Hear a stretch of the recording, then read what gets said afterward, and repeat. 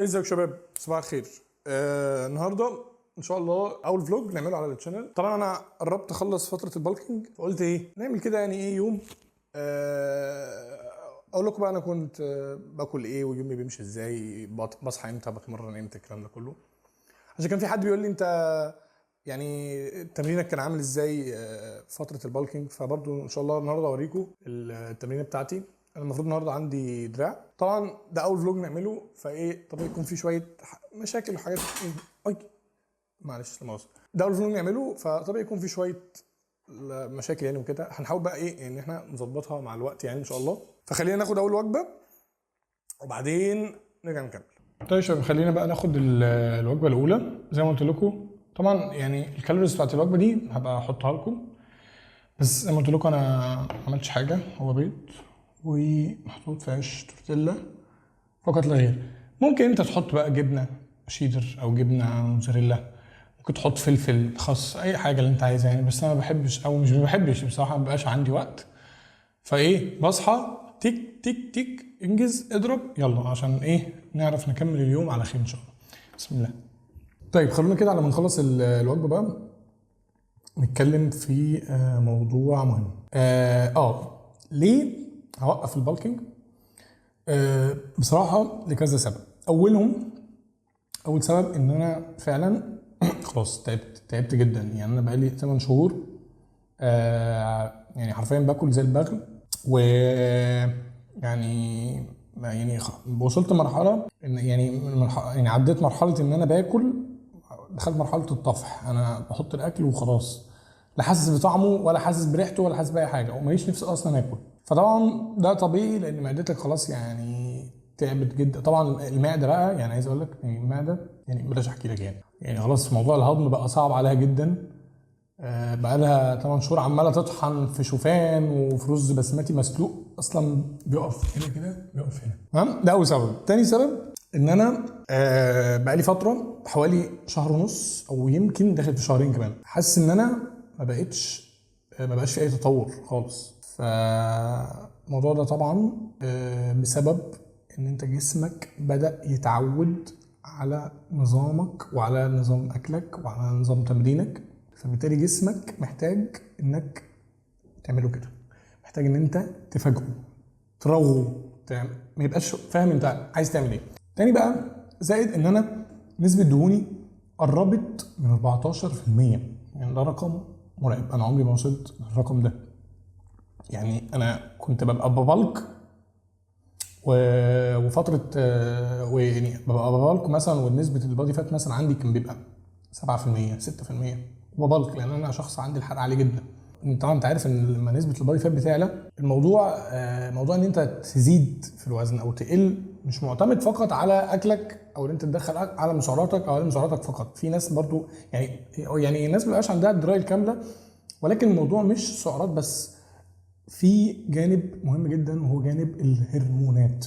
الهرمونات ليها دور كبير جدا في انها تساعدك انك تعمل عضل او انك تنزل دهونك. فنسبه الدهون لما بتعلى في جسمك افراز هرمون التستوستيرون بيقل شويه، وده طبعا الهرمون الاساسي المسؤول عن ان انت تبني عضلات اساسا. فكل ما نسبه دهونك هتزيد كل ما نسبه تطورك العضلي هتقل. يعني انا مش عايز ابقى 4% بادي فات، ولكن انا عايز يعني اقل شويه في الدهون، عشان اولا اريح نفسي واريح معدتي، وانا نفسيا كمان اغير نوعيه الاكل انا يعني انا تعبت فمحتاج افصل. فهي فرصه، وفي نفس الوقت زي ما قلنا ننزل الدهون ونستعد بقى ان شاء الله. ممكن على شهر 11 الجاي برضو، بدايه شهر 11 نبدا بقى فتره البالكينج الجديده، ونبدا ان شاء الله السيزون الجديد ان شاء الله يكون احسن من السيزون اللي فات، نعمل عضلات احسن. برضو السنه اللي فاتت كان عندي شويه مشاكل، فترات طويله وقفت وما كنتش منتظم، فان شاء الله السنه الجايه يبقى الموضوع افضل يعني. والله يا جماعه احسن حاجه موضوع التمرين الصبح ده، روقان والجيم رايق. شوف محدش موجود اهي. 23 47 مش حد غيرنا تقريبا، يعني 2 3 عشان نتمرن براحتنا.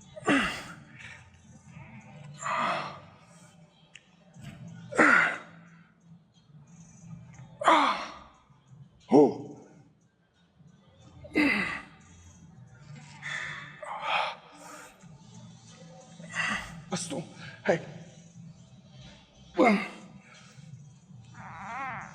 1, last one, 1.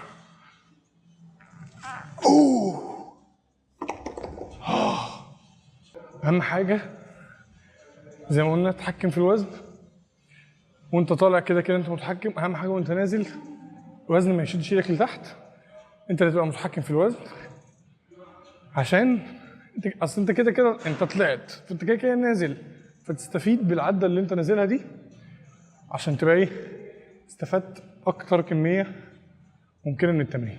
الميه يا شباب، الميه اهم حاجه في التمرين. اهم حاجه لازم يكون معاك ازازه كبيره، منها ان انت يعني هتستفاد ان انت هتخلص كميه كبيره في التمرين، فبالتالي باقي اليوم يبقى سهل بالنسبه لك ان انت تخلص كميه الميه المطلوبه منك، وفي نفس الوقت زي ما قلنا تحمي نفسك من الاصابه وتزود ادائك في التمرين بحيث انت تفضل اطول وقت في التمرين مكمل من غير ما تتعب يعني. طيب يا شباب، التمرين الثاني للبايسبس هيكون بار زجزاج والماسكه تكون ماسكه ضيقه. هنخش اول مجموعه برضو بايه، بوزن خفيف كده، وبعدين ايه هنزود الوزن. برضو في مفهوم خاطئ عند بعض الناس ان الماسكه الضيقه دي بتستهدف جزء معين من العضله، والماسكه الواسعه بتستهدف جزء معين. الاثنين بيستهدفوا نفس الجزء، او حتى لو بتلعب بار مستوي مش زجزاج، حتى كلها نفس الموشن يعني. الفكره بس شوف انت الاريح لقبضه ايدك، انهي بتبقى متحكم، انهي بتحس بالعضله فيه بس، لكن كلهم بيستهدفوا الشورت هيد بتاع البايسبس. بسم الله الرحمن الرحيم. اهم حاجه شباب الاداء، بص ايدك كوعك جنب جسمك كده، اطلع بسم الله، 1 2 نت، انزل الاخر واطلع، 5 6 7 8 9 10. هاي يا شباب كده خلصنا.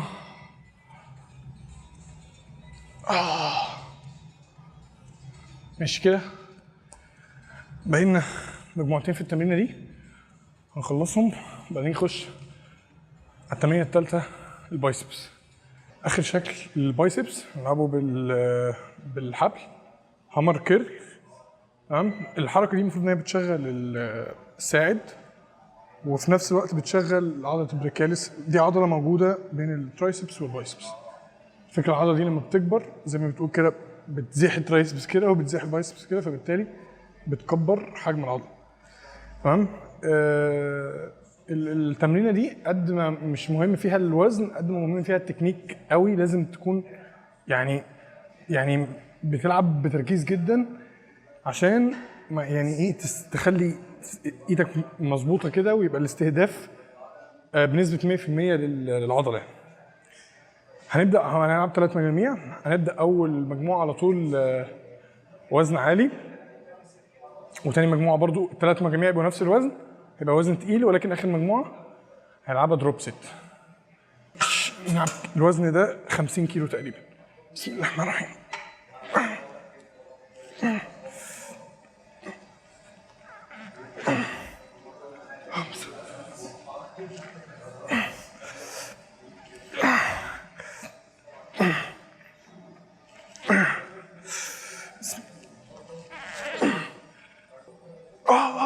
يس.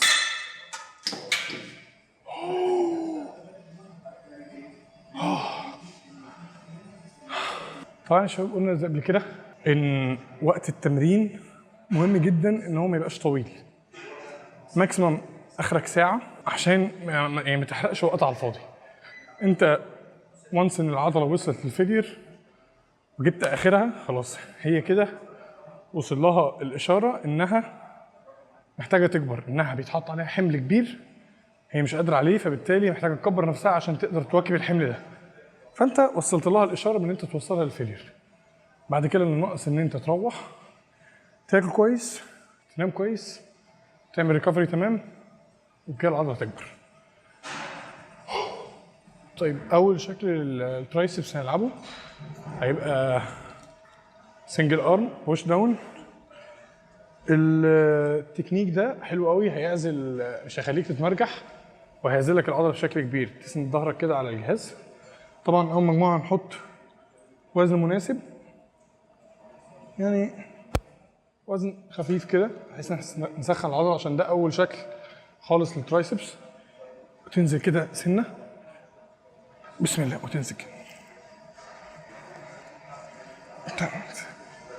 با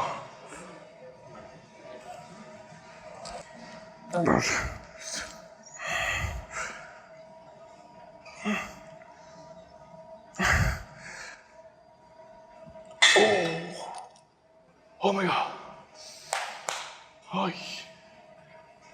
باو.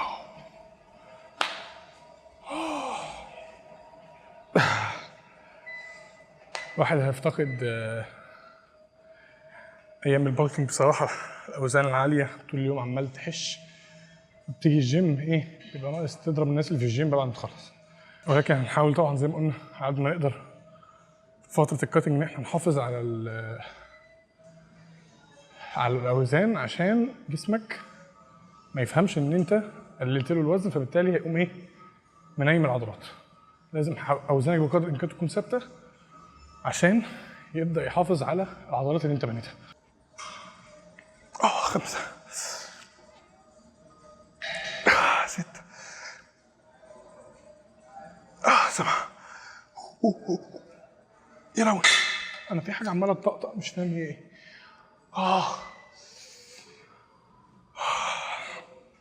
طب يا شباب، السؤال الازلي، انهي نظام تمرين احسن؟ يعني انا دلوقتي بلعب اللي هو كل يوم عضله، ومن فتره على فكره قريبه كنت بلعب ارنولد سبليت، ولكن ما حسيتوش جاب معايا بصراحه. فهو بص، عموما انا جربت كل انظمه التدريب اللي في الدنيا من ساعه ما بدات الجيم. الفكره مش نظام التدريب، الفكره ان انت تعمل يعني تتدرب على نظام مريح بالنسبه لك، بحيث ان انت تقدر تكمل فيه، وتقدر ان انت تبقى رايح الجيم مبسوط، ويعني تلعب الاشكال اللي انت حاببها. انا يعني كل الاشكال بتستهدف عضلات، يعني بايسبس مثلا او تشيست او اي عضله، في كذا شكل بيستهدف نفس الجزء من العضله. فانت بتحب واحد بيحب الشكل ده بيحسه، التاني ما بيحبوش بيحس شكل تاني. فانت اتمرن اللي على هواك واللي على مزاجك عشان انت تستمر. الهدف ان انت تستمر، مش الهدف ان احنا مفيش حاجه اسمها افضل نظام تمرين. في حاجه اسمها نظام تمرين مريح ليك انت على حسب الايام اللي انت عايز تنزلها. واحد عايز يلعب 3 ايام بس في الاسبوع، واحد عايز يلعب 6 ايام، واحد عايز يلعب 5 ايام. فكل واحد على حسب نظامه هو، فمفيش قانون في الموضوع ده. جرب انت الانظمه، جرب كل الانظمه، العب بوش بول ليج، استمر عليه 2 3 جربه، والعب ارنولد سبليت، والعب برو سبليت، العب كل الانظمه وشوف تاثيرها عليك. والله انت حسيت ان ده بيجيب معاك، خلاص دوس فيه. يعني انا لعبت البوش بول ليج ده، لقيت كل الناس يعني في بداياتي لقيت كل الناس بتشكر فيه، وبتمرن عضله مرتين في الاسبوع الكلام ده كله. لما لعبته حسيت ان انا باجي قوي على العضلات الصغيره. يعني مثلا في البوش مثلا ببدا بالشيست والكتف، على ما بوصل للتراي ببقى اصلا فيصت وزهقت من الجيم، فبالتالي الترايس ما تاخدش حقها، فبالتالي بدات احس ان الدراع ما بقاش يكبر. تمام، جيت جربت ارنولد سبليت، برضه في عيب ان انت بتلعب التشيست والباك في يوم واحد، بيبقى يوم مرهق جدا، يعني بتبقى هتموت في التمرين. فبحس ان انا مش بادي، لان عضلتين كبار، فبالتالي بحس ان انا مش بادي قوي في التمرين. ف النظام اللي انا بدات عليه اول ما نزلت جيم طبعا كان اللي هو المتعارف عليه، اللي هو كل يوم عضله، اللي هو البرو سبليت، كل يوم عضله. النظام ده تحفه بصراحه. والسنه اللي فاتت، السنه اللي قبل اللي فاتت كنت عملت بيه فورمه رائعه يعني.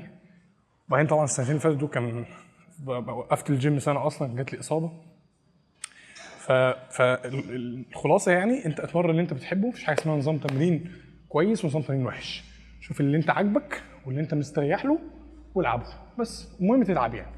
طيب تاني شكل من ترايسبس يا شباب هنلعبه بنفس التكنيك برضو زي ما قلنا.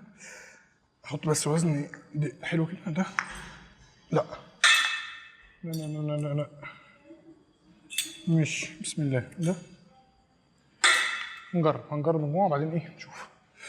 المقلة هتسند ظهرك كده على الجهاز وهتنزل نص نازله. ايوه، تثبت نفسك كده بسم الله وتسحب. لا الوزن خفيف، ماشي هنغيره بعد المجموعه دي. وتلعب 1 راحه 2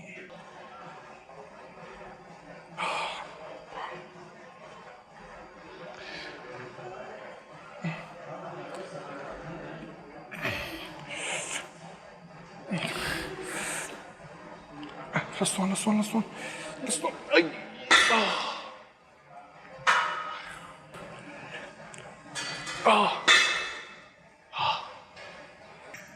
اخر شكل من تمرين الترايسبس هنلعبه من يكون دفع من ورا راسك كده عشان نستهدف الجزء الايه الداخلي من الترايسبس. اي دفع كوعك ورا راسك بيستهدف هنا الجزء الداخلي دي، الراس اللي هي الطويله دي. اي دفع كوعك زي مثلا الشكلين اللي لعبناهم دول، كوعك قدام جسمك كده، ده بيستهدف الجزء القصير اللي هو الخارجي ده. طبعا هو بيستهدف كله، بس احنا كان هو تركيزه بيبقى على الجزء الخارجي. يا رب. 1 2 3 4 5 5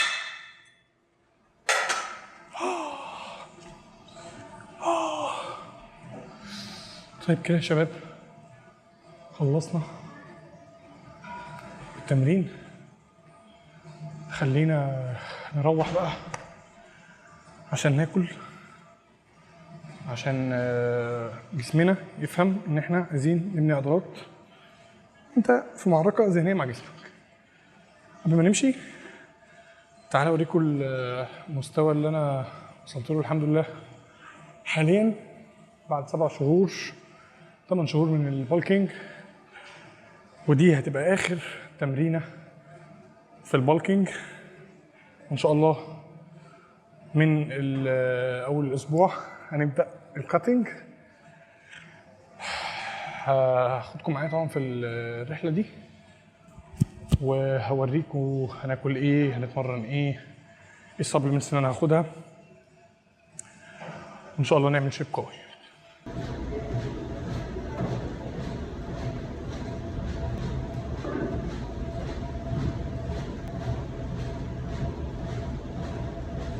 طيب يا شباب، وجبة ما بعد التمرين 300 جرام رز بسمتيو، ومعاهم 150 جرام من صدور فراخ، و2 ثمرة بانجو.